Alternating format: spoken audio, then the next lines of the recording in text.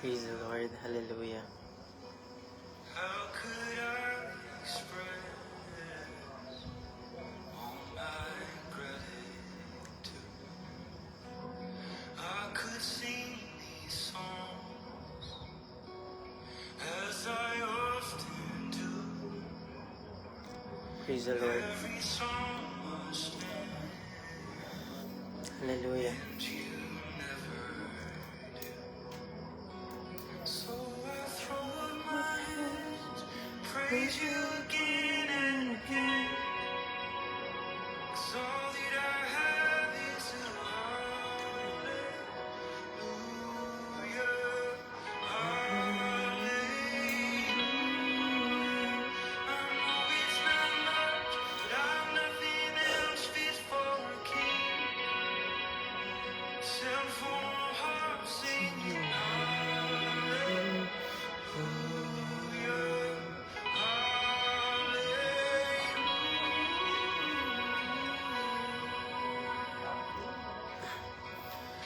Hallelujah.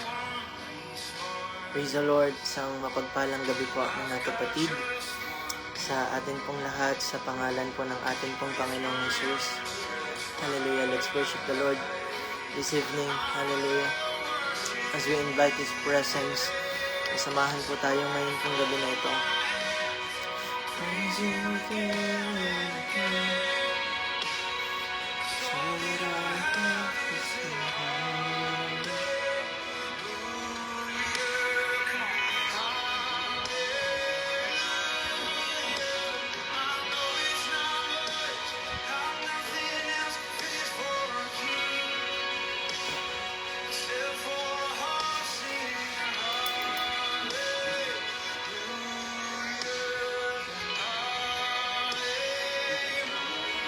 Hallelujah. Praise the Lord. Hallelujah. Hallelujah. Isang mapagpalang gabi po mga kapatid sa atin pong lahat sa pangalan po ng atin pong Panginoong Jesus. Amen.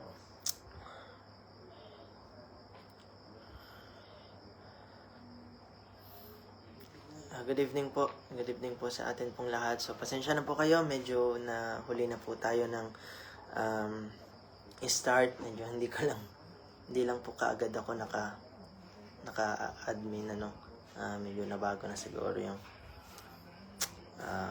anyway mga kapatid, muli po ay isang kagalakan po ang ma-assign at minsan pa makapag exhort po sa atin po ngayon gabi po na ito. And salamat po tayo sa atin pong butihing pastor for this privilege and this opportunity mga kapatid.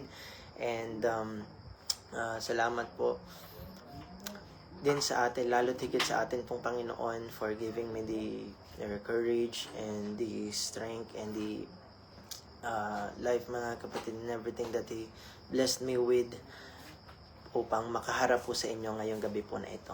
Amen. So alam ko po na ang bawat isa po sa atin ay blessed na blessed. We are God sustained us through the day mga kapatid, at sa mga nagdaan na pong mga araw. I am not with you last Sunday since meron po akong tinapos, but I hope and I pray na nasa maayos po kayo palagi na kalagayan. And this evening mga kapatid ay hindi na po natin ito patagalin at mag-start na po tayo ng atin pong gawain sa gabi po na ito. Habang invite po natin ang presence po ng Panginoon na samahan po tayo at pumagitna sa atin upang kung ano man yung mensahe na nais niyang ipabatid ay maunawa po nating lahat mga kapatid. Tayo po ay manalangin sa atin pong pagsisimula. Dakilang Diyos, pinupuri, niluluwalhati at sinasamba ka po namin ngayong gabi po na ito. Maraming salamat sa lahat po ng pagpapala, biyaya, pag-iingat, kalakasan, ng opportunities at kagalingan, lahat ng bagay Panginoon na iyo pong patuloy at walang sawang idinadagdag sa bawat isa sa amin. Ikaw po, O Diyos, ang patuloy na kumilos sa amin pong mga buhay. Ngayong gabi na ito ay buksan mo ang amin pong puso at isipan. Ikaw mamagitna.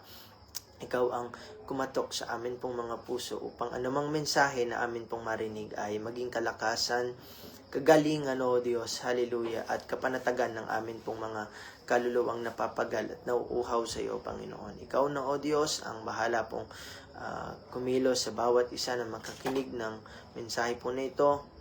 Nawa ay tumimo at maging katatagan po ito ng pananampalataya ng bawat isa. Pinupuri ka po namin at sinasamba in Jesus' name. Amen. Praise the Lord. Muli po ay isang mapagpalang gabi po sa ating lahat. Ay na-acknowledge ko po yung presence po ng bawat isa sa amin. Good evening po, sa atin rather. Good evening Brother Caloy. Good evening Pastor Juliet Cervantes. Good evening Pastor Carmen. Good evening Pastor Herlin. Good evening Pastor Ivy.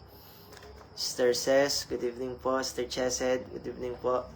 Good evening po Sister Oliva, Sister Leona, and sa buong sambahayan po ng atin pong pastor, isang mapagpalang gabi po mga kapatid. And as you see sa atin pong title mga kapatid, title po natin is Love at My Worst. Amen. Napakaganda po ng title.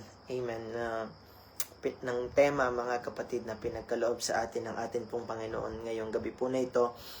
And if you have your Bible mga kapatid ay basahin po natin ang sinasabi po ng scriptures in the book of Romans chapter 5.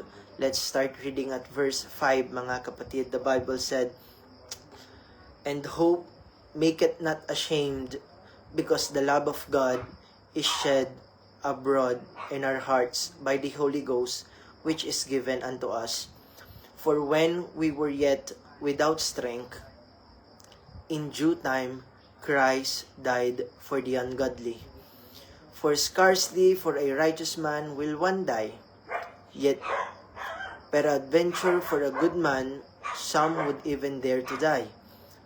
But verse 8 says mga kapatid, "But God commanded His love toward us, in that while we were yet sinners, Christ died for us."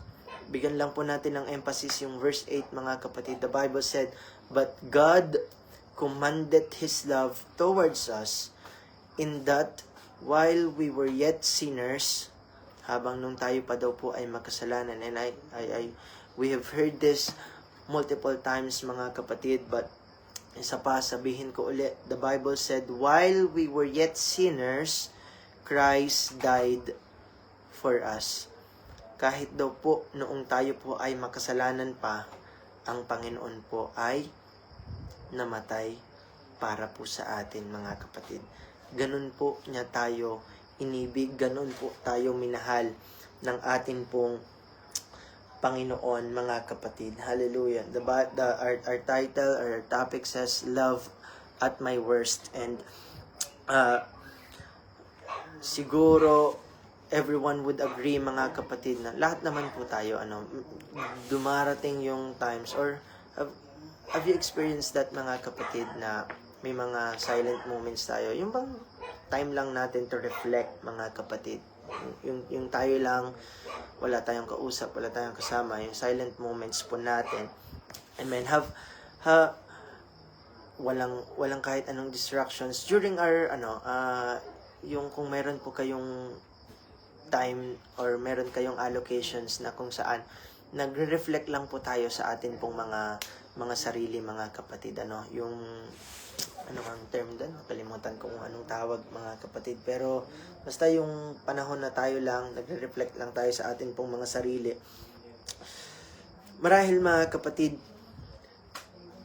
nare-realize rin po natin, pumapasok rin po sa isipan natin na grabe yung pag-ibig ng atin pong Panginoon, na yung thought na, alam ko mga kapatid, hindi lang ako kundi pati kayo, lahat po tayo mga kapatid, meron po tayo mga bagay na ginagawa, nagagawa mga kapatid, or nagawa na, amen, na hindi natin kayang ipagmalaki sa ibang tao. Amen.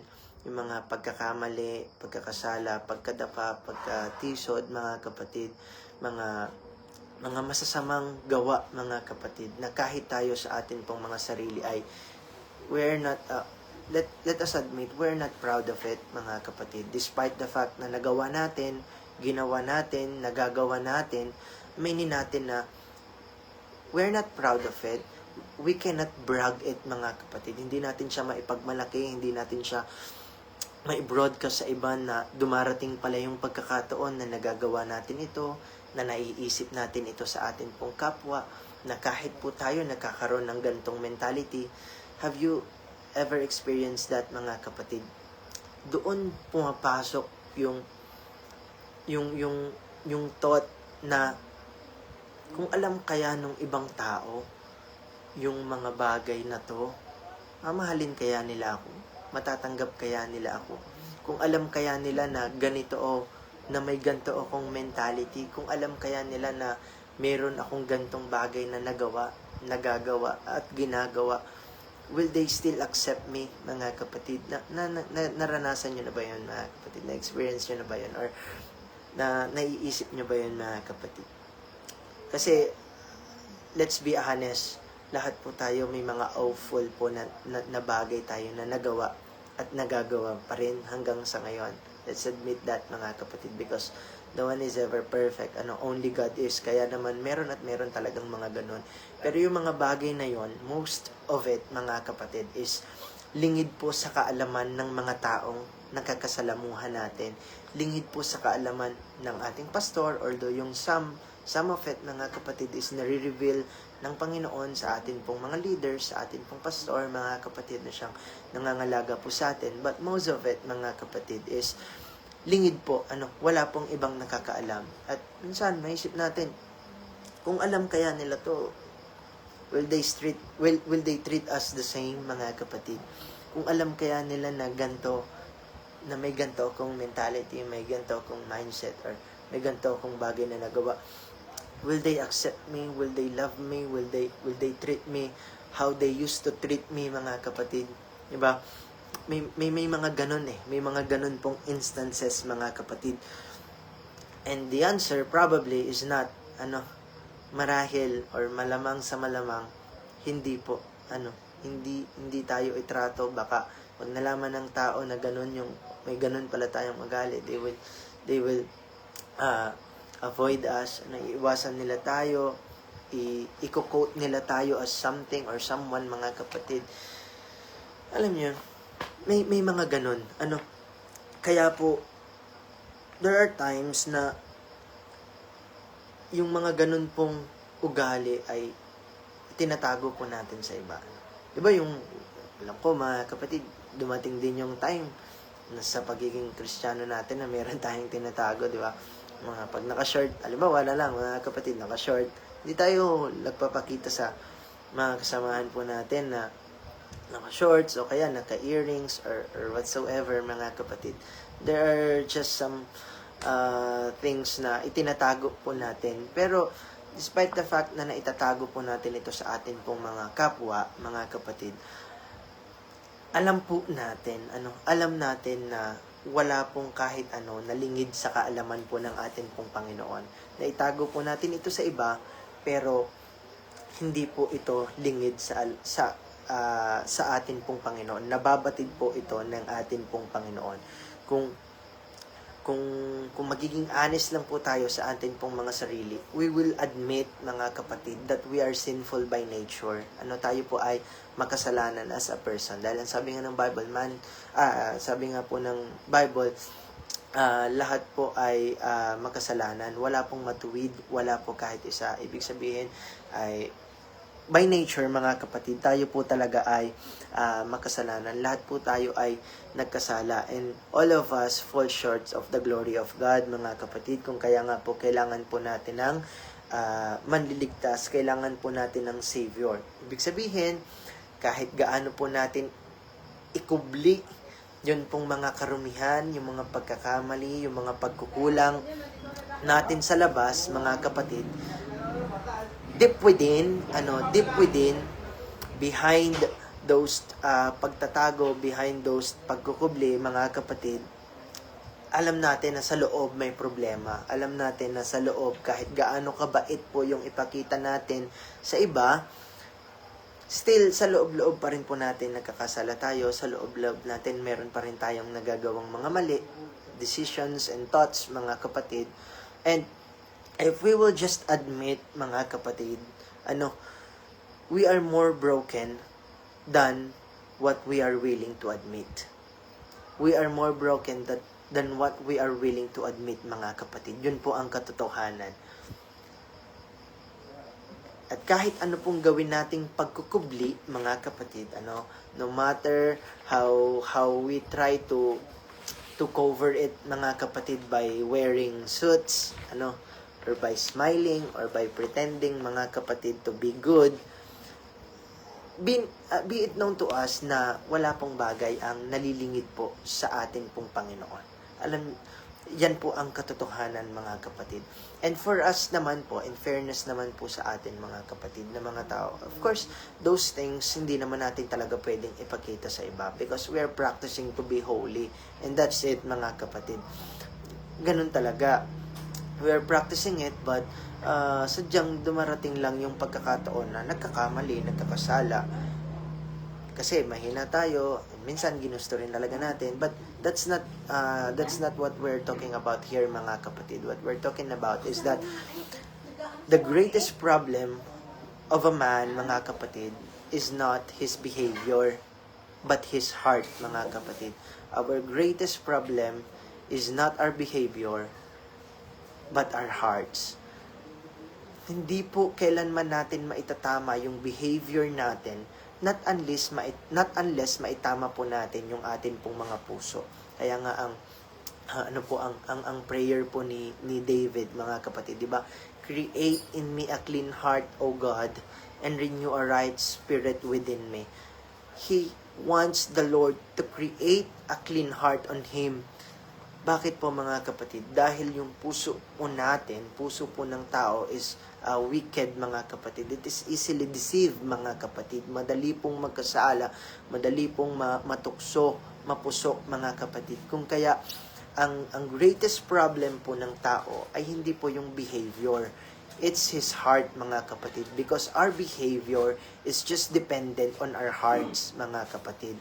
Kasi sabi nga ng Bible, for the abundance of the heart, the mouth speaketh.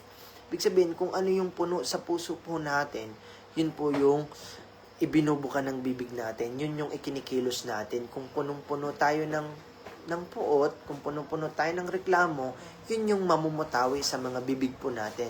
So, what we need to fix, mga kapatid, is not just our behavior, because yung behavior po natin, that is just a surface problem. Yan po ay, yan yung nasa surface, yan yung nakikita natin, yan yung nakikita ng tao. But deep within, mga kapatid, if we want a real transformation, what we need to do is to ask the Lord to clean our hearts, just as David asked the Lord, mga kapatid. Sabi niya, create in me a clean heart, O God, and renew a right spirit within me. So that's it, mga kapatid. Kaya po tayo nagtatago, kaya po tayo nagpipilter, mga kapatid. Pinapakita lang po natin yung acceptable version po natin. Amen?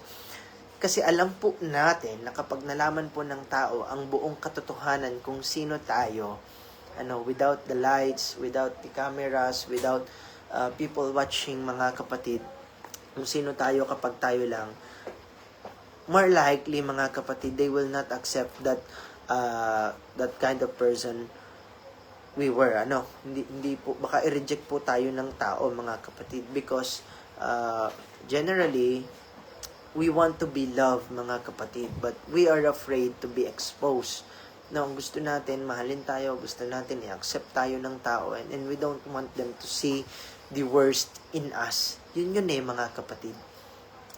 We want them to see the best in us, and we, as much as possible, avoid that.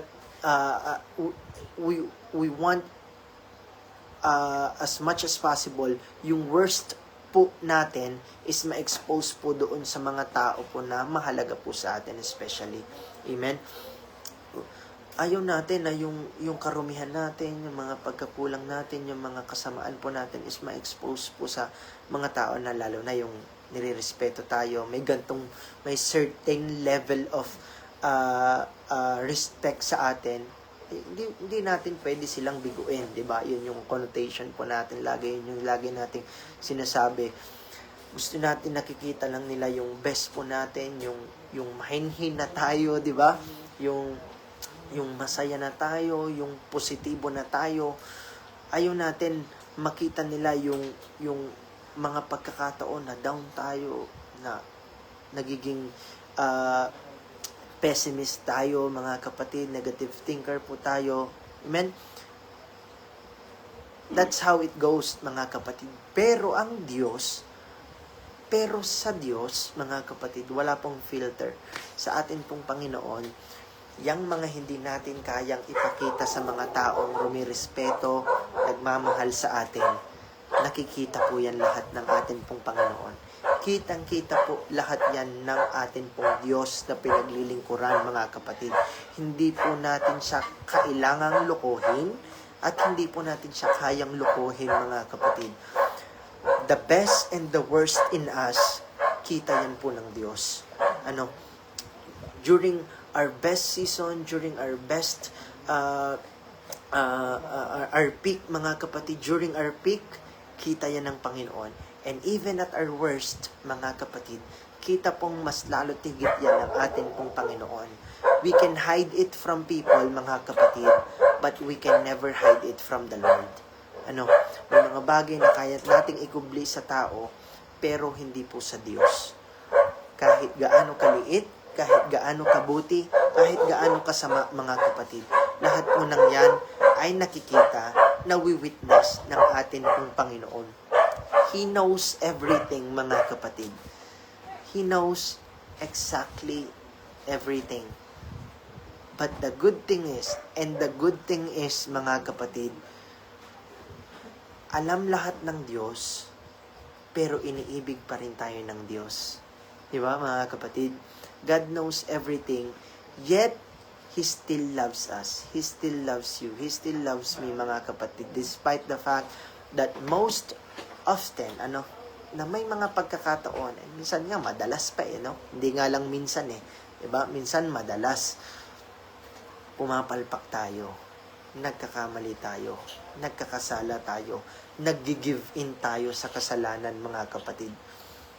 And that's the shocking part, mga kapatid, na kahit alam niya lahat sa atin, kahit wala tayong maikubli sa Kanya, kahit hiyang-hiya tayo sa Panginoon, kasi ilang taon na tayong mananampalataya, but we're still thinking that way, mga kapatid, but we're still acting that way, but we're still committing that sin, mga kapatid.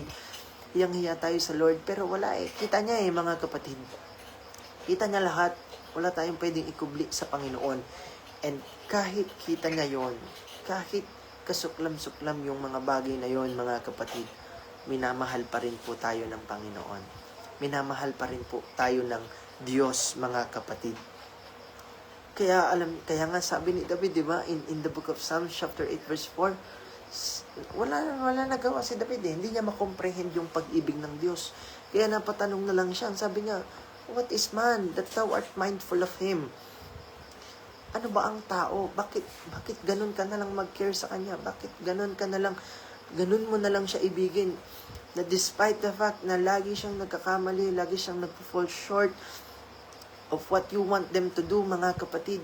Pero, andun pa rin yung pag-ibig ng Panginoon. Hindi po humihiwalay, mga kapatid. Kaya ang sabi ng Bible, di ba? Anong makakapaghiwalay sa atin sa pag-ibig ng Panginoon? Ang karamdaman ba? Ang kakulangan ba? Ang kasakitan ba? No, mga kapatid. Nothing can ever separate us from the love of the Lord. Na hanggang sa punto na kahit makasalanan tayo, kahit may mga times na ang layo natin sa Panginoon, distant tayo sa Panginoon, kahit sa mga pagkakataon na undeserving tayo sa pag-ibig ng Diyos, nandun pa rin po ang pag-ibig ng Panginoon, nandun pa rin po ang Diyos. In fact, mga kapatid, kahit nga, di ba, Christ died for us. Bakit po ba namatay ang Panginoon para sa atin? Dahil ba mabuti tayo? Dahil ba sumusunod tayo, mga kapatid? Hindi po. In fact, hindi nga Hindi nga kakailanganin na mamatay ang Diyos kung naging mabuti lang yung tao, mga kapatid. Kita niyo yung logic, kita niyo yung kung gaano yung level ng pag-ibig ng Lord sa atin. We failed the Lord. Our ancestors failed the Lord. They committed sins, mga kapatid, that not even the blood of the lamb can redeem, mga kapatid. Na kahit yung dugo ng mga hayop, mga kapatid, ay hindi kayang itumbas doon sa kasalanan na nagawa ng tao. And yet, ang ginawa ng Panginoon, imbis na itakwil niya yung tao, niyakap niya, mga kapatid. Inako niya yung kasalanan ng tao. That's the love of the Lord, mga kapatid. That is the love of the Lord. Christ died for us. Hindi po inantay ng Panginoon na matransform yung tao. Hindi inantay ng Panginoon na mabago yung tao. He loves us, mga kapatid. He loves us in our brokenness. Kahit ng mga makasalanan pa po tayo, kahit ng mga ano yun, mga kapatid? We cannot comprehend the love of God, mga kapatid. Kaya nga, sabi nung kanta, di ba, may kanta na, sabi doon, ang Diyos ang unang umibig, ikaw ang unang umibig, ikaw ang unang nagmahal. Exactly, mga kapatid. Kung hindi lang sa pag-ibig ng Diyos, mga kapatid, wala sana tayo ngayon dito, hindi natin alam kung nasa saan tayo kung hindi po sa pag-ibig ng ating pong Panginoon. Hindi kinailangan ng Diyos na maging righteous muna tayo bago niya tayo mahalin.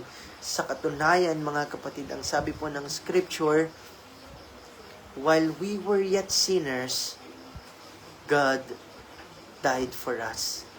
Habang nung tayo po ay makasalanan pa, pinakita na niya yung pag-ibig niya sa atin, na namatay siya, mga kapatid, na ibinigay niya ang kanyang sarili bilang kabayaran sa atin pong mga kasalanan. You were not just weak, mga kapatid. We were not just weak. In fact, we were against Him. Diba? Nagbigay ng instruction ng Panginoon, nagpo-provide ang Lord, nagbigay ng instruction ng Lord.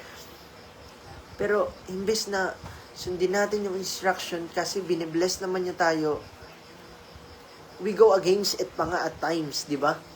Pero ang kapalit, the Lord did not cast us out. He still loves us, mga kapatid. Inibig pa rin po tayo ng atin pong Panginoon. Kaya nga, ang sabi po ng Scripture in Ephesians chapter 2, verse 8 and 9, di ba? Tayo po ay naligtas. We are saved by grace. Not by good works, not by good deeds, mga kapatid. Ibig sabihin, wala po tayong ginawa para maging deserving dun sa kaligtasan na ibinigay ng atin pong Panginoon. We did not earn it, we did not work for it, mga kapatid. We did nothing to qualify for it, mga kapatid. Pero ibinigay po siya ng atin pong Panginoon freely. Wala pong bayan. Amen? So, yung grace, mga kapatid, as what our pastor always teach us, grace is not a reward. Hindi po siya reward, hindi po siya gantimpala, mga kapatid. Hindi po siya kapalit ng mabuting gawa na atin pong ginagawa. Grace is a gift. Salvation is a gift, mga kapatid. And yung paggawa ng mabuti, that's just how should, mga kapatid, we respond for that grace and for that salvation that we have received from the Lord, mga kapatid. Yun po yun dapat. Sabi ng Romans chapter 5 verse 20, di ba, mga kapatid? Moreover, the law entered that the offense might abound, but where sin abounded, sabi ng Romans chapter 5 verse 20, but where sin abounded, grace did much more abound. Hinigitan po, mga kapatid, ng grace ng atin pong Panginoon, yun pong kasalanan na atin pong nagawa at nagagawa, mga kapatid. Kaya nga ang sabi nung kanta, di ba? Our sin is great, but His love is greater. His love is the greatest of all, mga kapatid. Kasi kahit gaano kalaki, kahit gaano kalawak, kahit gaano kagrabe at katindi yung mga pagkakasala, na even tayo sa atin pong mga sarili ay hindi tayo makapaniwala na once in our life ay na-tempt tayo na umabot tayo sa ganong punto ng ating pong buhay, na commit natin yung ganong klase ng pagkakamali and pagkakasala. Pero mas grabe pa rin yung pag-ibig ng ating pong Panginoon. Sa mga panahon na kino-question natin yung ating pong mga sarili, ang Panginoon, nandyan pa rin mga kapatid. Just waiting for us to come near before Him mga kapatid, to confess our sins to Him mga kapatid. At lagi pong nandidiyan siya upang tayo po ay patawarin, upang tayo po ay tanggapin sa kabila ng ating pong mga pagkakamali at mga pagkakasala mga kapatid. Hindi po tayo tinatrato ng Diyos ayon po sa ating pong mga kasalanan. Tinatrato niya po tayo mga kapatid ayon sa kaniyang pag-ibig. Amen? You know why mga kapatid? Because if God treated you according to your sin, you would not be standing today. Kung itatrato lamang po tayo ng Diyos base sa ating pong mga kasalanan, no one can stand before God. Dahil wala pong matuwid. Wala po kahit isa. Pero ang naging basis ng Panginoon is yung unending mga kapatid, unmeasurable na pag-ibig po niya mga kapatid. Kaya po, despite sa atin pong mga pagkakamali, in fact, diba sabi ng Lamentations chapter 3 verses 22-23, it is of the Lord's mercies that we are not consumed, because His compassions fail not. They are new every morning, mga kapatid. Kung hindi lamang po palaging bago ang pag-ibig at biyaya, kahabagan, kaawaan ng ating pong Panginoon, ano po sa tingin nyo ang mangyayari po sa bawat isa sa atin, mga kapatid? Wala po, mga kapatid. Wala pong mangyayari sa atin. Pero ganun na lang kagrabe yung pag-ibig ng Panginoon that even at our worst, He still loved us. Ano kaya yung, naalala ko lang mga kapatid, may naririnig kasi ako minsan doon sa mga coworker, yung mga nagpapatugtog, yung merong kanta na, yung I need somebody who can love me at my worst. Di ba? Yung siguro mga kapatid, yung gumawa ng kanta na yun, hindi Kristiyano. Or malamang, mga kapatid. You know why? Or hindi nakakakilala sa Panginoon. You know why? Because somebody already did that. Yung nire-request niya na kailangan niya daw ng magmamahal sa kanya. Sa kabila ng sa kanyang worst or sa pinaka darkest or downest part of his life or her life, mga kapatid. Pero meron ang gumawa nun sa bawat isa sa atin. Meron na pong Diyos na siya pong that even on our darkest days, even on on our worst day, mga kapatid, worst season, worst behavior, worst mentality, mga kapatid, worst sin, minahal po tayo, niyakap tayo, inibig tayo. Meron na pong Panginoon na gumawa noon, mga kapatid. Yun po ay wala pong iba kung hindi po ang ating pong Panginoong Jesus, mga kapatid. And most of the time, mga kapatid, when I take time to reflect on my day, kung paano, how my day went or my week went, mga kapatid, or kung paano, ano na bang nangyayari sa buhay ko, I kept wondering, mga kapatid, kung gaano kagrabe yung pag-ibig ng ating pong Panginoon. Kasi aminado naman ako na I am a worst of a sinner, mga kapatid. Aminado naman ako sa sarili ko, aminado naman ako sa Panginoon na if only people would know kung gaano kagrabe rin yung mga pagkakamali, pagkakasala, yung mindset ko minsan, kung paano yung judgment ko minsan, mga kapatid, is hindi sa standard ng ating pong Panginoon. I know na it's just His grace kung bakit nakakapagpatuloy ako. It is just His grace, it is just His mercy, His love, mga kapatid, na nasusustain pa rin yung araw-araw ko, mga kapatid. Kasi kung sa akin lang, kung ang basis lang ng Panginoon kung gaano kakabuti, yung blessing ng Panginoon is based sa kung gaano kakabuti. Wala mga kapatid.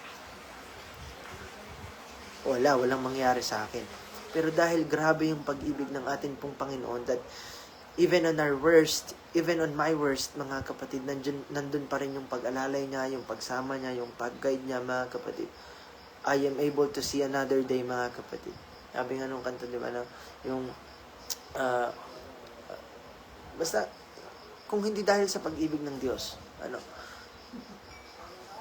hindi po natin kakayanin yung mga araw na dumarating. Hindi po natin magawa na maharap yung mga problema or kung ano man whatsoever, mga kapatid.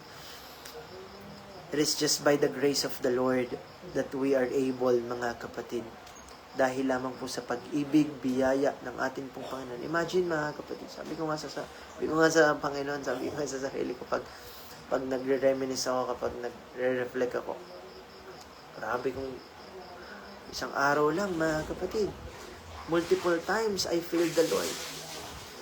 In fact, may mga araw talaga na nakakalimutan kong manalangin. May mga araw talaga na nakakalimutan kong mag-Bible reading. Kung ang basis ng Panginoon is yung paggawa ng mabuti, wala, itsapwera na, mga kapatid. Pero salamat na lang sa Panginoon na grabe kasi yung pag-ibig ng Diyos, mga kapatid. Alam mo yun, nagkasala ka.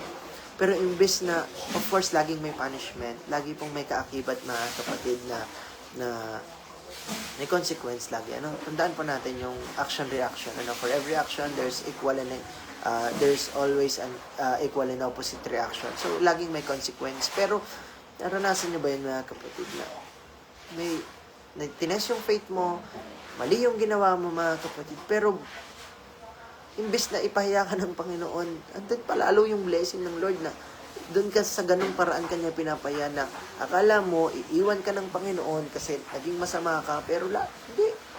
Lalo kang tinulungan ng Diyos.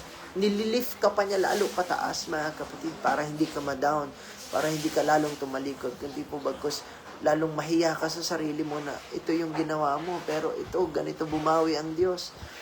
Ang Panginoon pa rin yung tumutulong at nagpo-provide sa atin, mga kapatid, para maka-recover po tayo sa kung ano man pong bagay yung atin pong nagawa.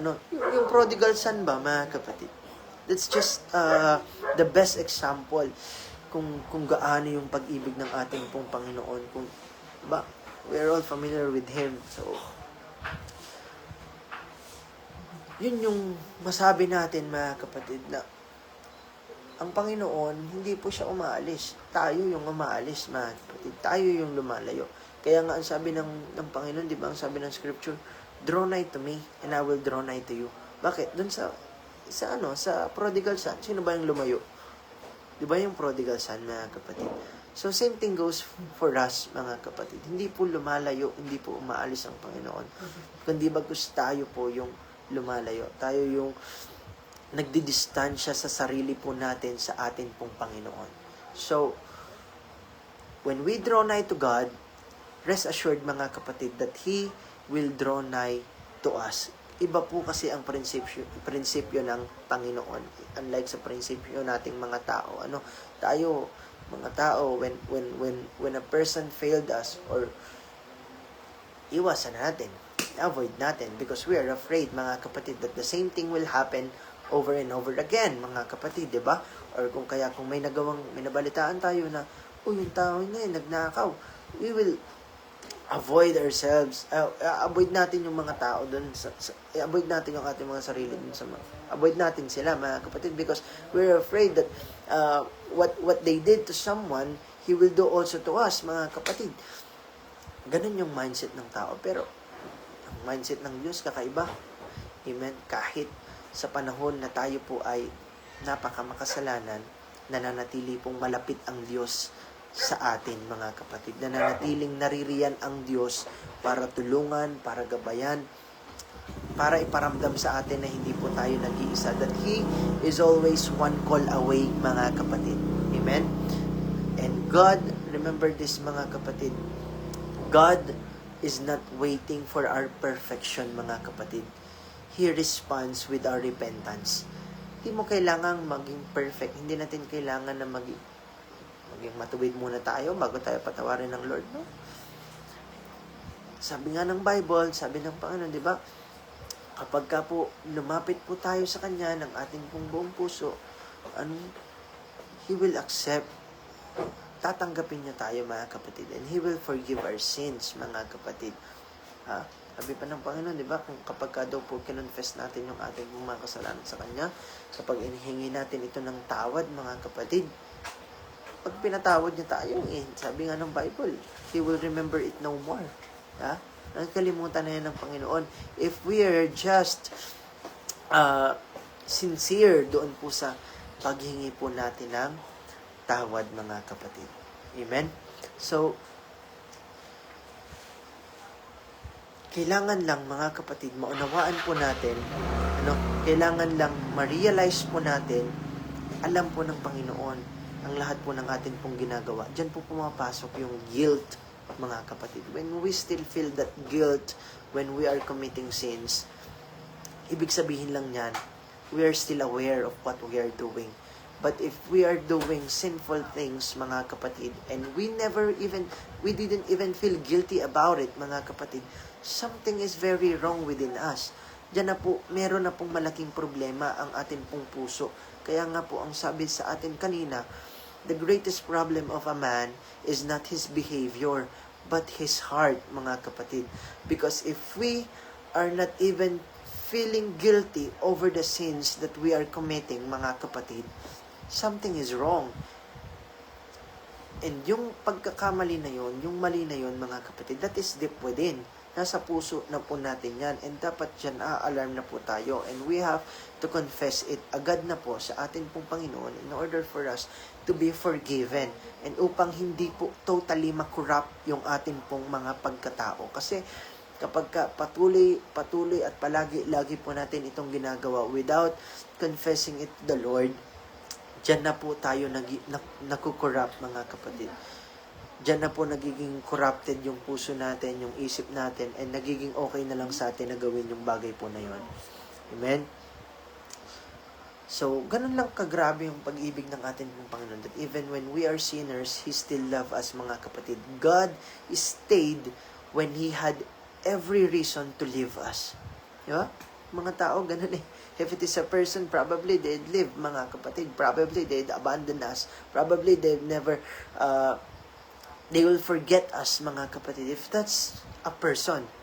But it is the Lord, mga kapatid. It is the Lord. So, instead of leaving us, instead of abandoning us, mga kapatid, He stayed close to us, mga kapatid. He is still waiting for us to admit our sins and to humbly, mga kapatid, humbly repent and apologize for what we have done wrong, mga kapatid. Ibahin po natin ang Diyos. Ganun ang pag-ibig ng ating pong Panginoon. Ganun po ang Diyos, mga kapatid. He is the only one who stayed when everybody turned their backs against us. Yun po yung katotohanan. Even our families will turn their backs against us. Even our closest friends, mga kapatid, will turn their back against us. Even our loved ones, our partners, mga kapatid, are the closest one, mga kapatid. There will come a time, or there are some times, mga kapatid, na kapag grabe yung nagawa po natin, there's this tendency na naiwan nila tayo, i-abandon nila tayo, kagaya na papanood natin sa mga balita, mga kapatid.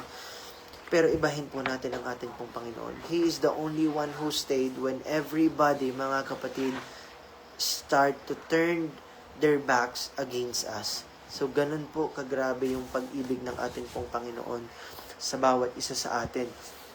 Ngayon, the question is, in our title, that the Lord loved us at our worst, mga kapatid, the question is, have we ever expressed gratitude towards that love, mga kapatid?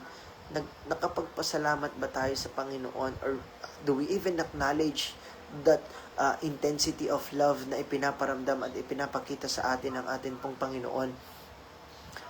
Because in order for us to appreciate, mga kapatid, yung pag-ibig ng ating pong Panginoon, we have to be grateful. We have to feel that certain level of gratitude over that love, mga kapatid, that He is pouring out on our lives, mga kapatid. Lahat po ng magagandang bagay na ginagawa ng Diyos sa atin pong buhay, have we ever even say thank you to that, mga kapatid? Or puro lang tayo take and take and take, and when things don't go our plans or the way we want it, mga kapatid, we just complain without even realizing that most of the things that we never ask, mga kapatid, God provides. God gave it to us without us even asking for it, mga kapatid. So the question now is, have we ever acknowledge, mga kapatid, all the things that the Lord had done in our lives, mga kapatid? Have we ever say thank you sa atin pong Panginoon? Kung kailan po tayo magpapasalamat, mga kapatid? When shall we thank the Lord, mga kapatid? When shall I say thank you sa atin pong Panginoon, mga kapatid? Kapag okay na yung buhay natin, kapag deserving na tayo, mga kapatid, kapag feel na natin that we are forgiven, or kapag wala na po tayong kasalanan. Because if we wait for those moments, mga kapatid, definitely that would not come. Amen? Hindi tayo magiging okay because progressive yung pangangailangan po natin. Hindi po tayo magiging deserving because makasalanan po tayo by nature. And every day, mga kapatid, we commit sin. So, technically, mga kapatid, there will not come a point in our life that we are sin-free. We are thriving. Remember, mga kapatid, the Bible said, be therefore perfect, even as your Father in heaven is perfect. So, definitely we are thriving to be perfect. But, it is very hard for us, in a human flesh, mga kapatid, to attain that level of perfection that the Lord already is, mga kapatid. But we are thriving to be one. We are thriving to be perfect. But if we wait for that moment to be grateful with everything that the Lord had given us, mga kapatid, then definitely that time would not even come. Because part of becoming perfect is acknowledging, mga kapatid, that everything that we have, everything that we are able to do, everything na meron tayo, kaya natin, na experience natin, it's all because of the grace of the Lord. Nothing in this world is because of us, mga kapatid. It's all because of the Lord. Dahil sa Diyos at para sa Diyos. Yun dapat po lagi yung mindset po natin sa mga bagay na meron po tayo. Kung kaya naman, lagi po tayong magpasalamat. Lagi nating ipagpasalamat sa Panginoon that He loved us even at our worst, mga kapatid. That even on the darkest days of our lives, mga kapatid, even when we were pathetic, mga kapatid, even when we are weak, even when we sluggard, mga kapatid, even when we are lazy, nandyan pala paragi ang Panginoon to encourage us in different ways, mga kapatid. Sometimes it's a punishment, sometimes it's hard, mga kapatid, but be it known to us, kung anumang bagay yung ginawa ng Diyos sa iyo, yan man ay medyo nahirapan ka, yan man ay nag-struggle ka, it's still something that the Lord did in order for you to grow, in order for us to grow, and in order for us to walk in ways that He wants, mga kapatid. Hindi laging in favor sa kung anong gusto natin, but kung ano yung kailangan po natin. So, let's not delay our gratitude sa atin pong Panginoon. Let's not delay that thanksgiving sa atin pong Panginoon. Minsan kasi dahil alam natin na mahal po tayo ng ating pong Panginoon. Mahal naman ako ng hindi ako manalangin, kahit hindi ako thank you, kahit hindi ko ipagpasalamat. Di ba yung mga sa atin, tanungin ko kayo, mga kapatid, have we even praying for our foods? Yung mga nagpapasalamat pa ba tayo sa mga pagkain na nahahain sa ating hapagkainan? Nagagawa pa ba natin na mag-whisper ng pasasalamat kahit yung simpleng thank you Lord for this food? Every time na tayo po'y kumakain, thank you Lord for this privilege. Every time na merong opportunity, every time na merong blessing, maliit man yan. We even acknowledge that those opportunities, those blessings, those provisions are from the Lord, mga kapatid. Kasi kung hindi na, then we have to reconsider, mga kapatid, the way we are living our life, mga kapatid. Kasi ang bawat bagay na meron po tayo, ang bawat bagay na experience natin, it's all because of the grace of the Lord. So, wag na nating antayin maging ready tayo. Wag na nating antayin na maging sin-free tayo bago po natin i-acknowledge yung lahat ng kabutihan ng atin pong Panginoon, because we will never be ready. Maniwala po kayo sa akin. You know why? Because grace is what will makes us ready.